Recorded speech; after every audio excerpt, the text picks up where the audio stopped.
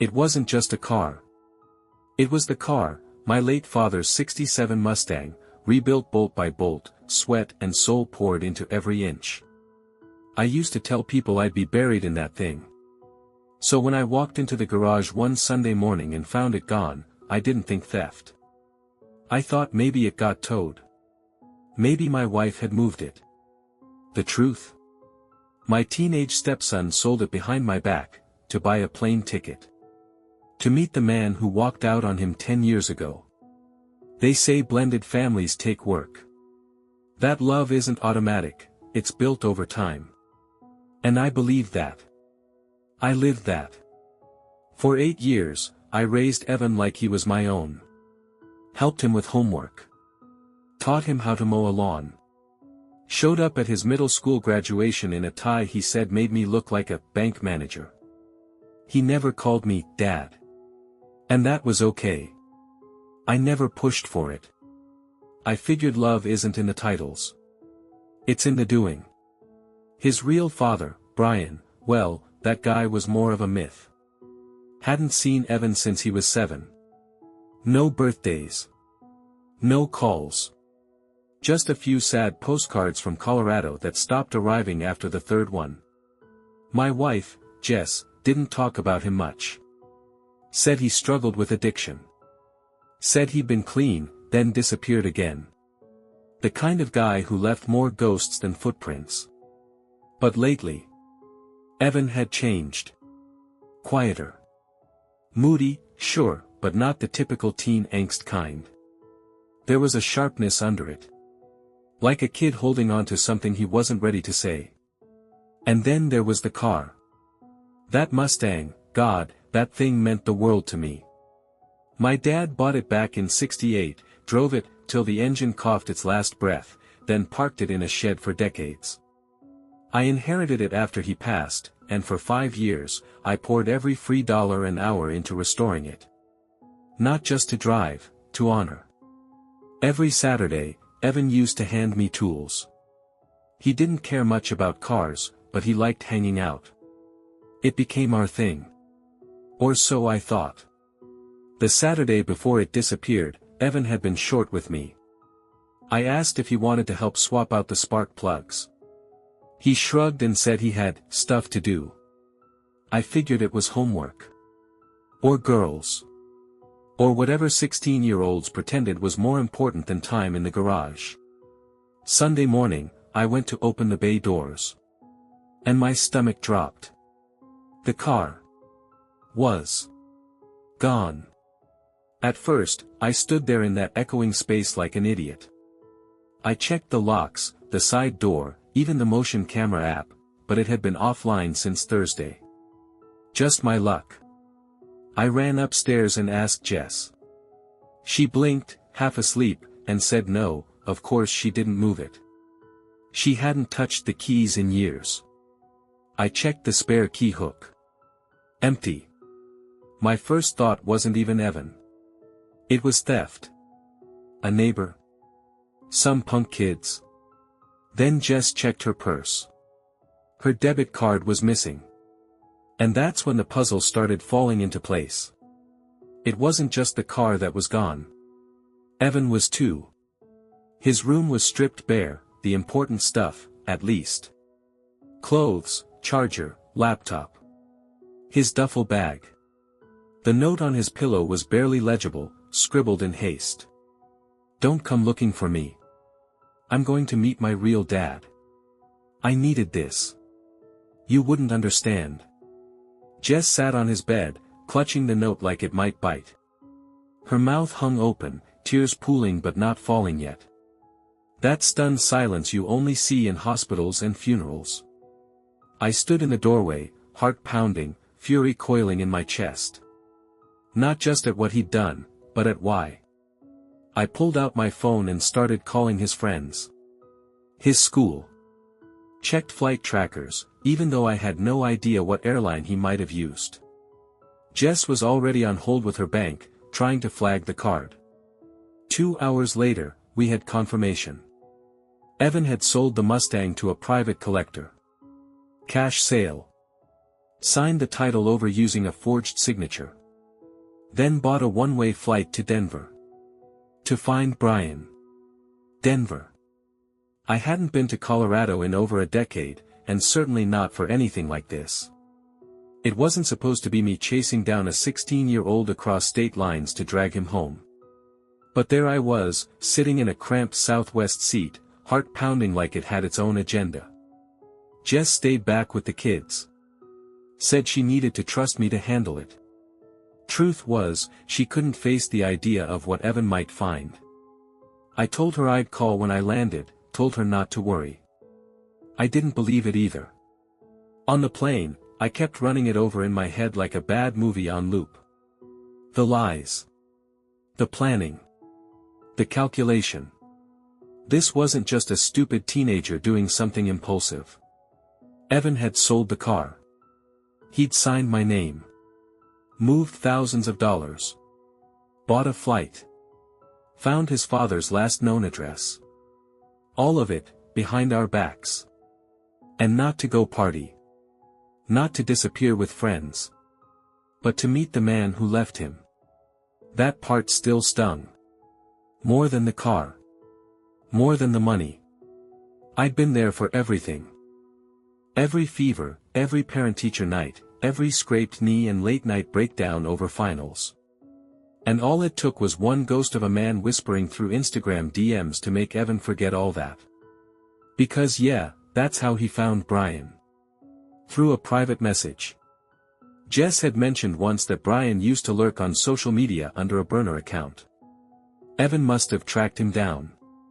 Maybe Brian had reached out. Maybe he fed Evan stories about missing him, about wanting to reconnect. And Evan, already on shaky ground, bought it. When I landed, I went straight to the address Jess had pulled from a mutual friend of Brian's back in the day.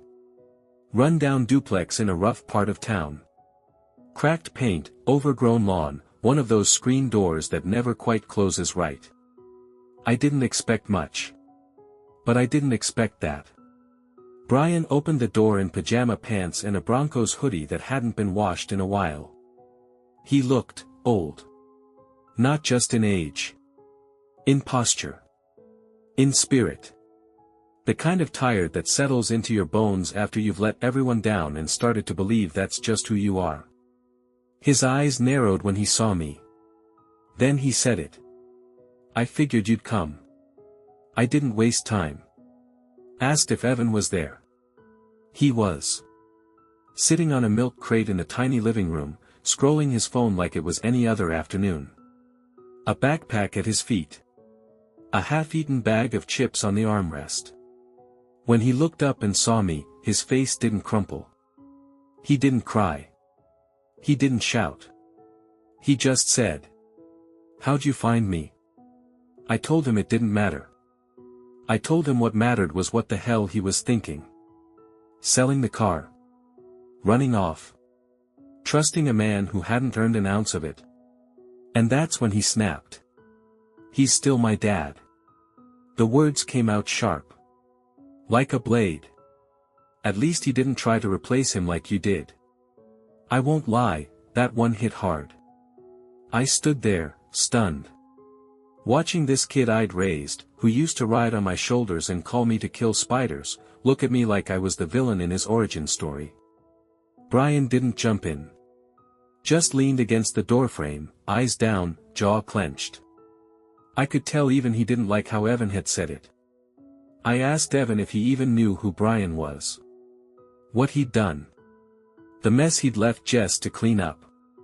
The time she cried in the kitchen while Evan was sleeping. Evan said he didn't care. Said he needed to know for himself. You always wanted me to be grateful, he said. But you never asked if I was okay. I could feel something crumbling inside me, not rage. Not disappointment.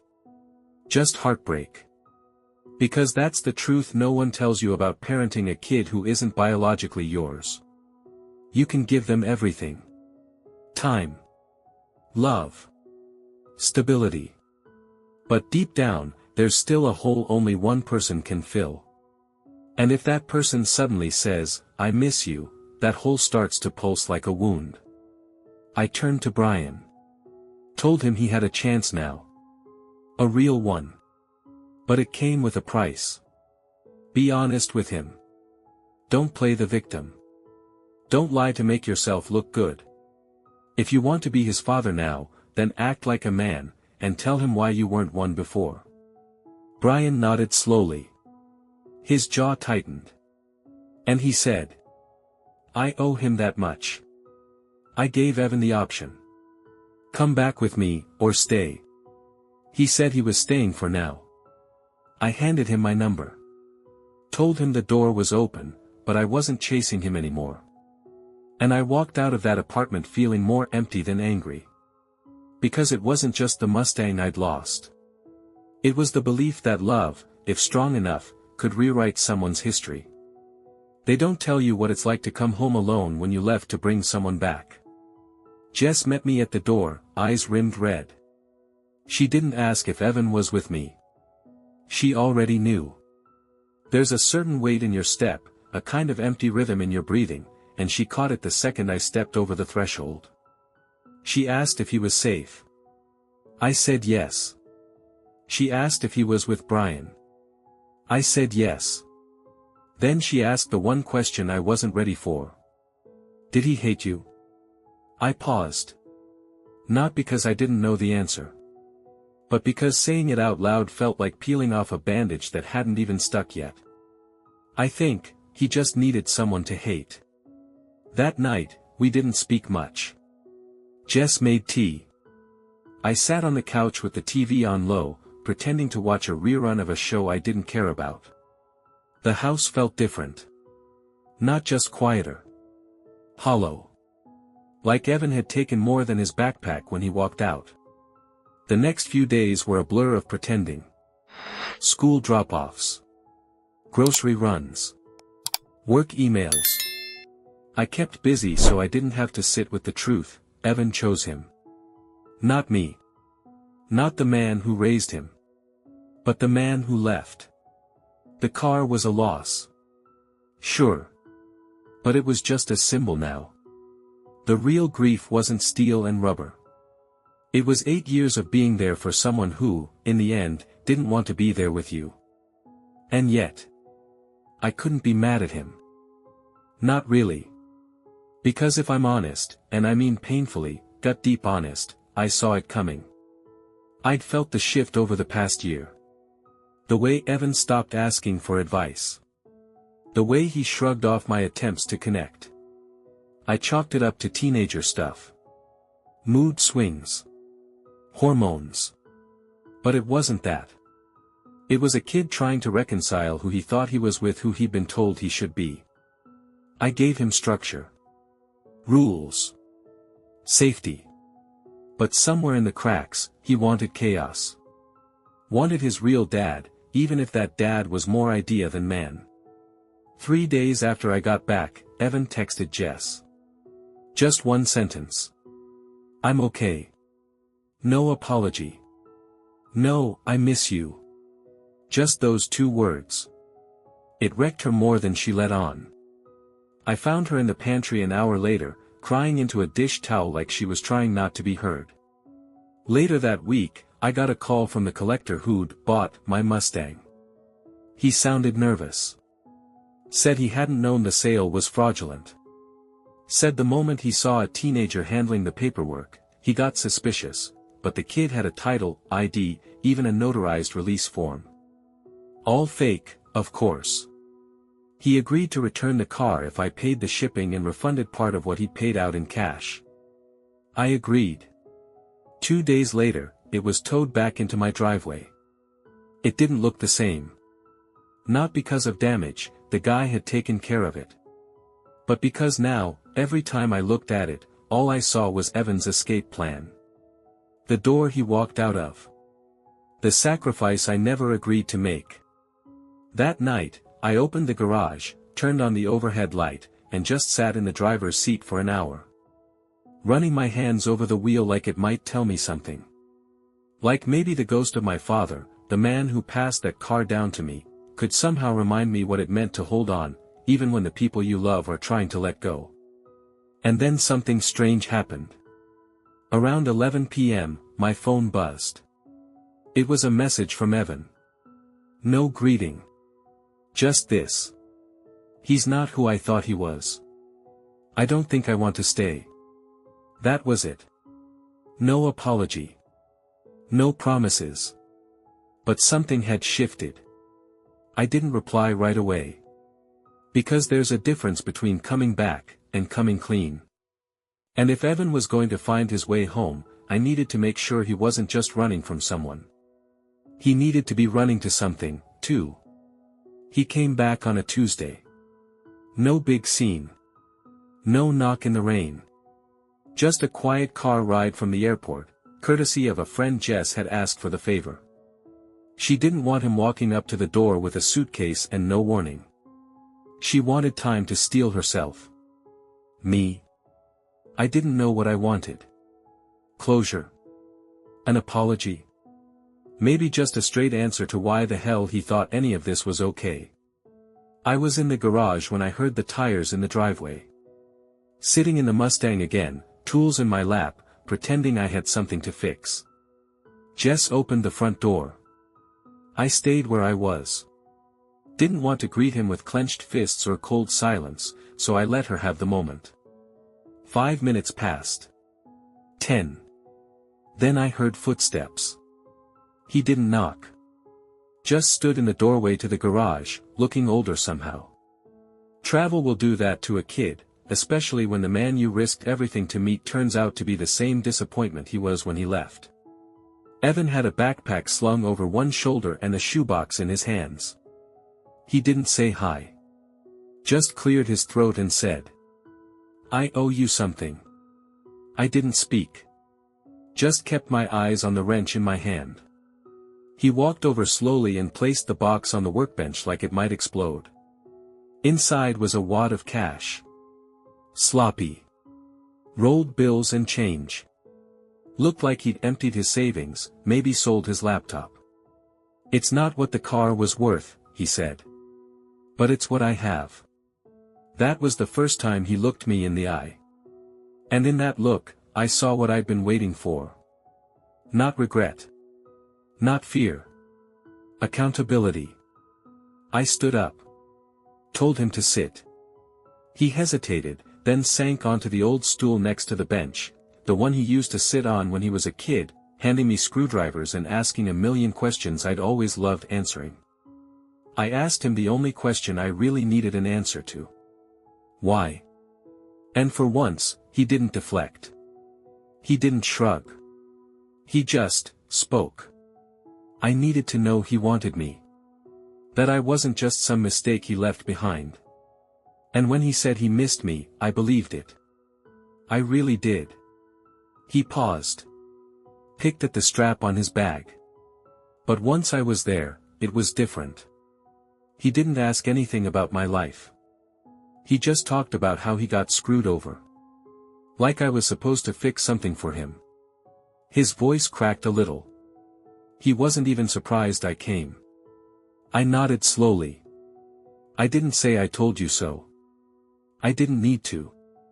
Then Evan said something I'll never forget. You weren't trying to replace him. You were just being there.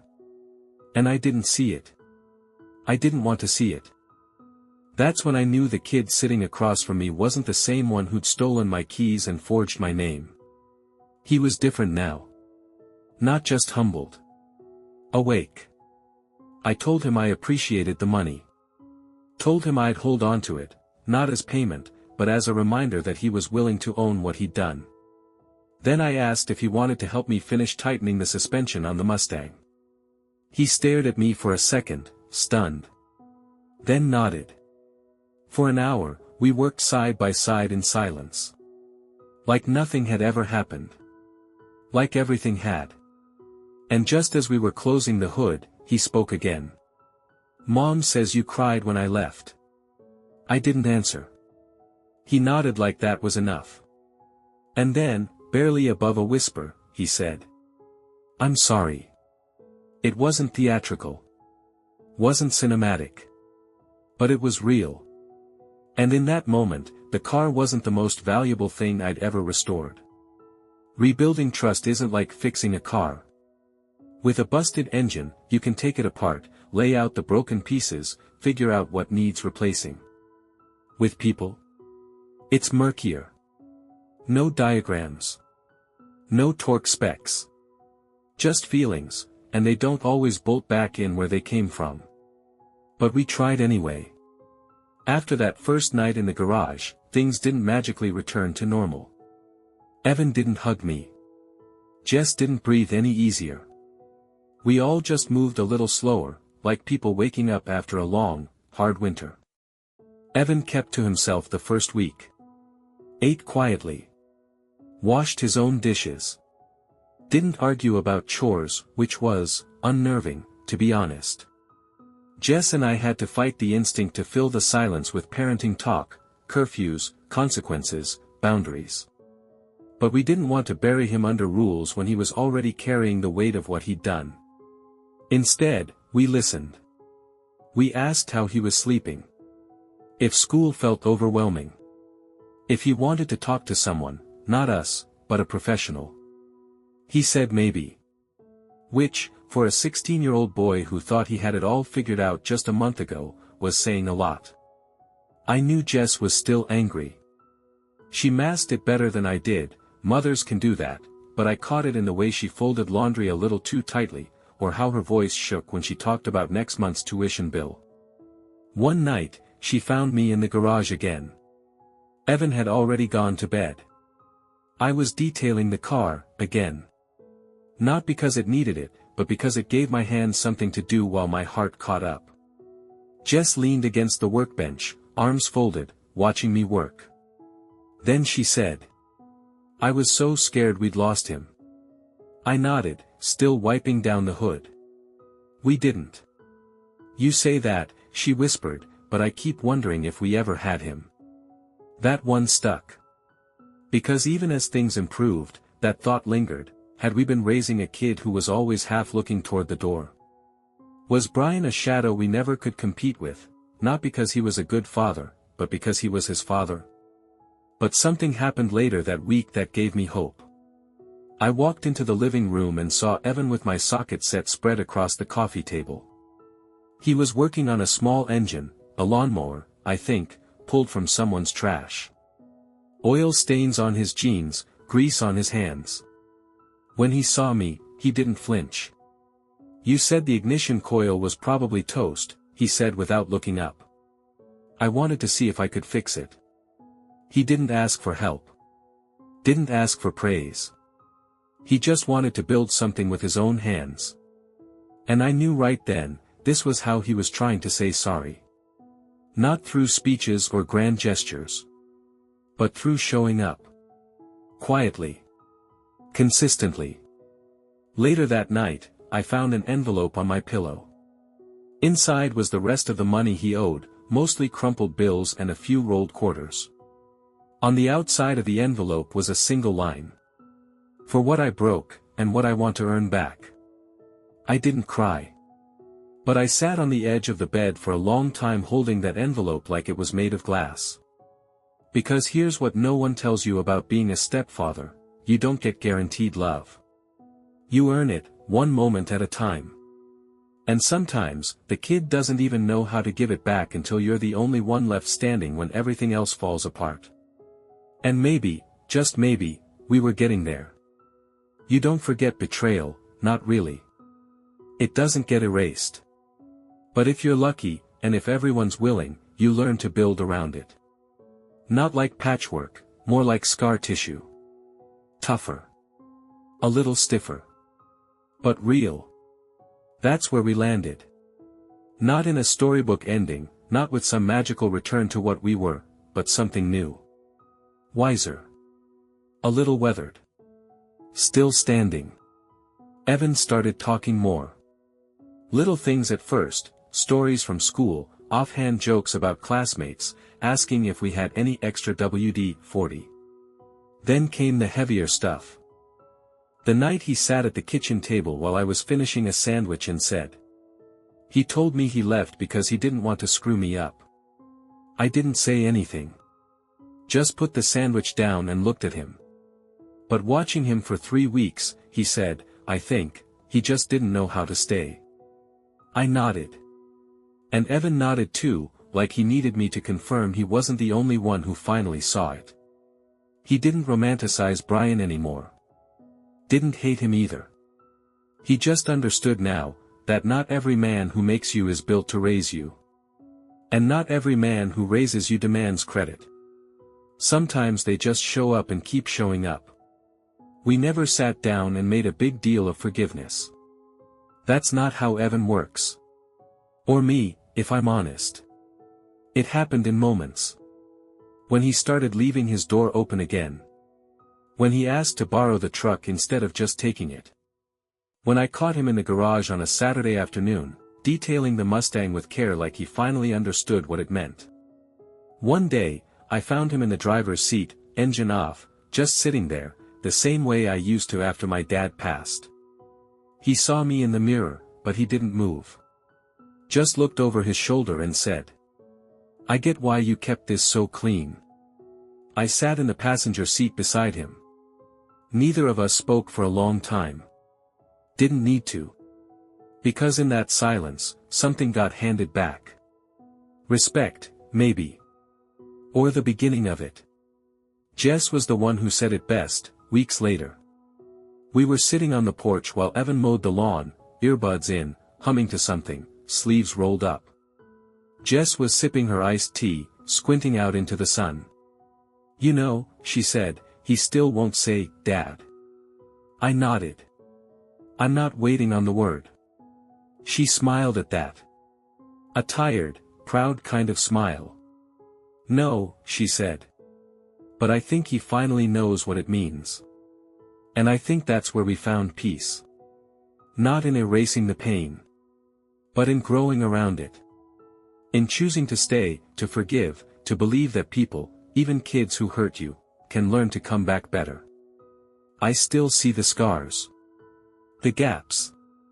The cracks in our foundation. But I also see the repairs. The way Evan checks in when he gets home. The way he keeps a photo of the Mustang on his phone. The way he asked, just last week, if we could do a road trip before senior year, just us. So yeah, I lost a car for a while. I lost trust, too. But I got something back I never knew I was missing. A kid who finally chose me. Not because he had to. But because he wanted to.